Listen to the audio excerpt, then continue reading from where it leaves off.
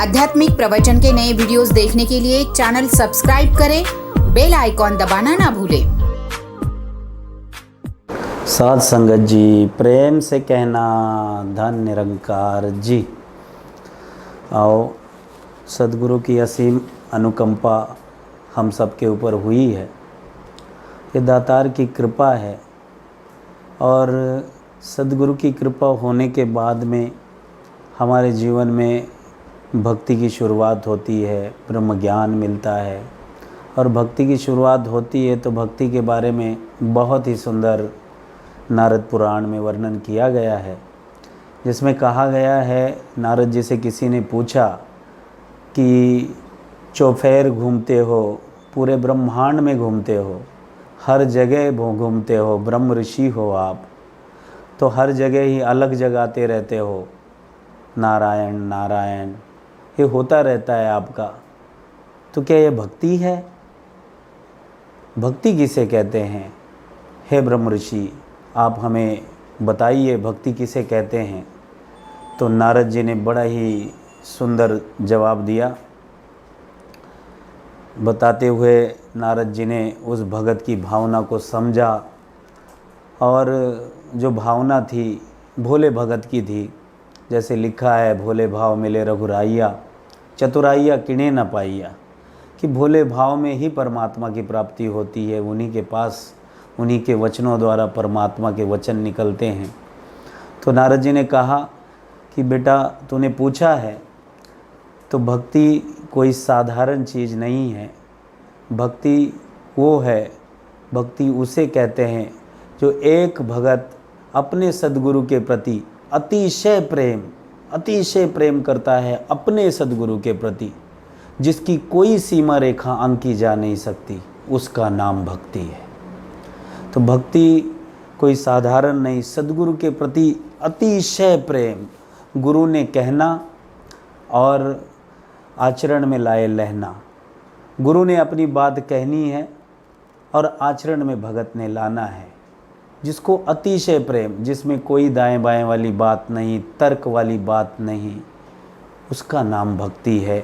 उदाहरण मिलते हैं, दशम पातशाही हुई, जिसने गुरु नानक साहब थे उस समय, उस ज़माने में, और एक बड़ा ही गरीब भगत जो बाबा जी के साथ में सेवा करता था, संगत में आता था, गरीब था, फटे पुराने कपड़े रहते थे, लेकिन गुरु की बड़ी कृपा इस भगत के ऊपर थी।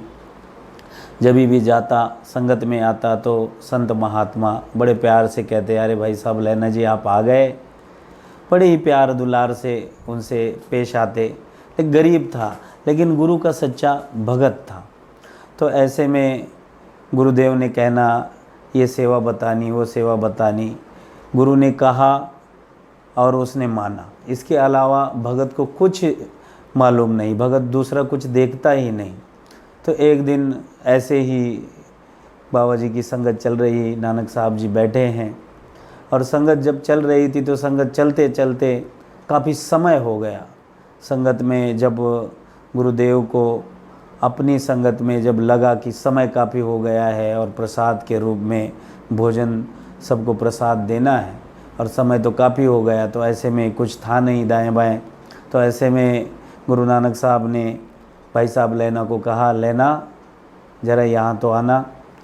तो लैना जी उठे, बड़े अदब से अपने गुरुदेव को कहते हैं, हुक्म गुरुदेव। उस ज़माने में शब्द चलता था कि गुरुदेव आप हुक्म करो, और दास सेवा में हाजिर है। तो लैना को कहा कि देखो, संगत को काफ़ी समय हो गया है और प्रसाद के रूप में कुछ देना है, प्रसाद देना है, तो ऐसा करो, यहाँ से कुछ दूर जाओ, जहाँ सामने एक बबूल का पेड़ है, उस बबूल के पेड़ को हिलाओ और जो ढेर सारे फल गिरेंगे उसको बटोर के लेके आ जाओ। तो लैना तो बड़ा ही अदब वाला था, बड़ा ही गुरु का अदर कदर करने वाला महात्मा था। उसने कहा, जो आज्ञा गुरुदेव, जो आपने कहा है बाबा जी, ठीक है। और निकला। जैसे ही निकला हो तो निकले थे, चला रास्ते में, तो और दो गुरुदेव के शिष्य वहीं पे बैठे थे।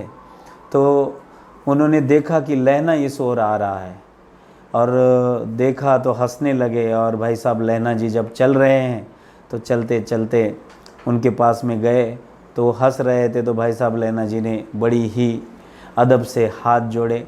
हाथ जोड़ने के बाद में वो दोनों ही कहते हैं, क्या तू भी बबूल के पेड़ को हिलाने जा रहा है? बबूल के पेड़ को हिलाने से क्या आम गिरने वाले हैं? तो लहना जी बड़ी ही सभ्यता के साथ हाथ जोड़ के कह रहे हैं कि ये तो मुझे पता नहीं, लेकिन बाबा जी का हुक्म है, और जो बाबा जी का हुक्म है उसको मुझे मानना है। मुझे ये मालूम नहीं कि आम गिरने वाले हैं, फल गिरने वाले हैं, बाबा जी ने बोला है। तो उसको बोले, अरे तू भी पागल हो गया, और आज बाबा जी का भी दिमाग आज ठीक नहीं है। कहीं बबूल के पेड़ को हिला के कोई फल गिरते हैं क्या? तो ऐसे में लहना जी ने कहा, दास को पता नहीं, लेकिन गुरु की आज्ञा है, गुरु का हुक्म है, मैंने मानना है। और बस आगे चला गया। और वास्तव में हकीकत घटना हुई जो हर कोई बयान करता है इस घटना को, कि उसने जाके बबूल के पेड़ को हिलाया। तो यकीन नहीं मानेंगे हम, विश्वास नहीं होगा, ढेर सारे फल वहाँ नीचे गिरे। और जो लहना वो बटोर भी नहीं पाया, क्योंकि लहना गरीब एक शिष्य था गुरु का, लेकिन सच्चा था, सच्चा शिष्य। और उसने अपनी कुर्ता उतारा तो कुर्ते में भर रहा है वो फल। ऐसा वर्णन है कि फल भर रहा है तो एक जगह से डाल रहा है तो दूसरे जगह से गिर रहा है। इतने उसको होल गिरे हुए हैं, इतने छेद उसमें हैं। लेकिन जहाँ जहाँ होल हैं अपने कुर्ते में, वहाँ पे गांठ बांध के उस फलों को जितना बटोर पाया उठाया। और वही जो 2 शिष्य पहले बाबा जी ने भेजे थे उनके सामने से लेके गया और सद्गुरु के चरणों में उस चीज़ को अर्पण किया। अर्पण करने के बाद में जैसे ही गुरुदेव ने देखा कि अरे लहना ये सब लेके आया है, तो बोले बांट दो पूरी संगत में। और भाई साहब लहना जी ने उस फल को उठाया, सबको बांटते रहे, फल सबको बट गए, लेकिन उसकी वो झोली से वो फल कम नहीं हुए। और बाकी गुरु के चरणों में रख के गुरु के ही चरणों में बैठ गया। तो उसी दिन उसी साथ संगत में सद्गुरु ने कहा कि उठो और यहाँ पे बैठ जाओ, जो आसन गुरु का था, जिसे हम व्यासपीठ कहते हैं। तो वो इतना अदबशीर ये भगत था कि इस भगत ने हाथ जोड़े और गुरुदेव को कहा कि बाबा जी ये आपकी गद्दी है, ये आपकी बैठने की जगह है, दास की जगह तो आपके पावन चरणों में है। फिर भी जब गुरुदेव ने कहा कि ये मेरा हुक्म है, जैसे ही गुरुदेव ने आदेश दिया कि ये मेरा हुक्म है, तो भाई साहब लहना जी उठ गए और गुरु गद्दी पे बैठ गए। और उसी समय ऐलान हो गया कि आज से आपके गुरुदेव भाई साहब लहना जी, और वही आगे चल के गुरु अंगद देव जी नाम से प्रसिद्ध हुए। बड़ी ही सुंदर भक्ति, जिसमें निष्काम भाव, जिसमें सरल भाव, भोला भाव, यही तो परमात्मा को, यही तो सद्गुरु को भाता है। और क्या भाता है सद्गुरु को? सद्गुरु को तो भाव का भूखा है। और भाव अगर स्वच्छ हैं, सुंदर हैं, तो वही गुरु के मन को अच्छे लगते हैं और वही गुरु के प्रेमी होते हैं। और यही भक्ति है। जैसे नारद जी ने कहा है कि भक्ति वही है जो सद्गुरु के प्रति अतिशय प्रेम, जिसकी कोई सीमा रेखा आंकी जा नहीं सकती। जहाँ कोई सीमा रेखा नहीं है, अतिशय प्रेम, मतलब उसकी सीमा रेखा नहीं, और बस गुरु ने कहना और लहना ने मानना, इसके अलावा दूसरा कुछ नहीं। इसी का नाम भक्ति है। और भक्ति की दुनिया में, भक्ति के इतिहास में इतने भगत हुए। हम भगत हनुमान जी को लेते हैं कि राम की आज्ञा मानना, और ये किस लिए करना है, कैसे जाना है, क्या करना है, इन तर्क वितर्कों में नहीं पड़ना। अगर राम जी ने आदेश दिया है कि आपने लंका जाना है, तो बस हनुमान जी ने उड़ान भरनी है और लंका जाना है। क्योंकि इसमें भक्ति में कोई तर्क वितर्क नहीं। तो आज हम देखते हैं कि हनुमान जी के मंदिर प्रभु रामचंद्र जी भी ज़्यादा हैं और उनकी पूजा की जाती है। तो आओ, यही है भक्ति, यही होती है कि समर्पण का नाम भक्ति है। पूरा समर्पण अपने सद्गुरु के प्रति हो, जिसको अध्यात्म ने कहा है कि जो गुरु के प्रति समर्पित रहता है वही तो भक्ति है। और नारद पुराण की ये सबसे बड़ी सबसे बड़ी कथा है। नारद जी ने बताया कि बस भक्ति के सिवा मुक्ति नहीं, और मुक्ति अगर मुक्ति के चाहने वाले हैं हम, तो भक्ति करना है, सद्गुरु के प्रति अतिशय प्रेम रखना है, अतिशय प्रेम। अगर गुरु का नाम भी निकले तो हमारे आँख से आंसू निकले, क्योंकि हमारे जीवन का पल पल का अधिकारी हमारा सद्गुरु है। हमें जो भी मिला है सद्गुरु से मिला है। हमारा जो भी कार्य हो रहा है उस सद्गुरु की कृपा से हो रहा है।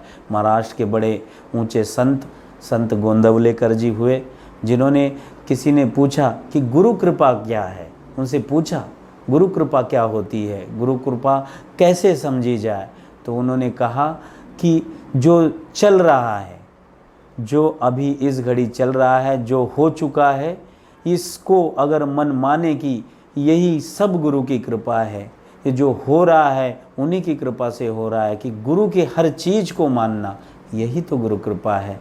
तो आओ, और यही भक्ति है। भक्ति कोई ऐसे ही नहीं करता, और भक्ति कोई साधारण चीज़ भी नहीं है। और भक्ति जितनी सरल है तो उतनी कठिन लोगों ने बना के रखी है, आडंबर रचा है लोगों ने। भक्ति का कोई ऐसा आडंबर नहीं, गुरु के प्रति श्रद्धा भावना यही भक्ति है।